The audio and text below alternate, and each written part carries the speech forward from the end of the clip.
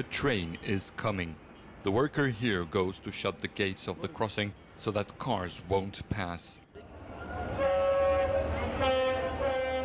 In Cairo's central train station, the biggest in the country, another train is arriving. Up until the last moment, commuters cross the railroad. No one stops them.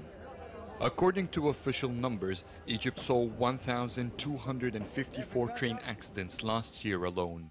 The railroad system has so many problems due to negligence during the past decades. It's now an old system that needs revival. In the past, it was the second biggest and best railroad network in the world after the UK. Today, it's the 78th.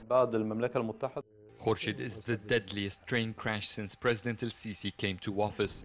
The Egyptian president has stressed on the necessity to complete the investigation of the crash in the nearest possible time.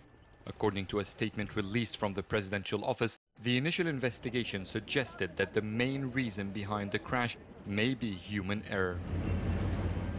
And that's mainly because the system is almost entirely manual. Egypt's transportation minister says the country needs $2.5 billion to renovate the whole network. The cost of the infrastructure and maintenance of railroad is very high. The equipment required are extremely expensive and most of it must be imported. The country's capabilities are quite limited. But as an expert in this field, I think the main problem is in the management of this huge transportation system. We need to be more efficient and to train the railroad employees much better, because at the end, any amount of money could be resolved by loans, grants or public financing, like we did with the new Suez Canal.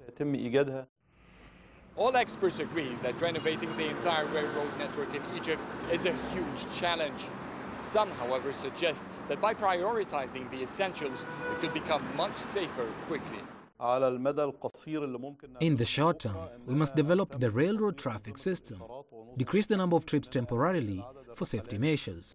The government must shut down all random crossings citizens created for themselves. Maintenance to all trains must be made routinely with high standards and decrease the labor. Egypt's railroad network needs a revolution so that it could go back to its old times as a vital means of transportation. The network transports 1.4 million passengers daily in 996 trips. It has 54,000 employees and stretches to more than 9,500 kilometers across the country. Adel Mahroui, CGTN, Cairo.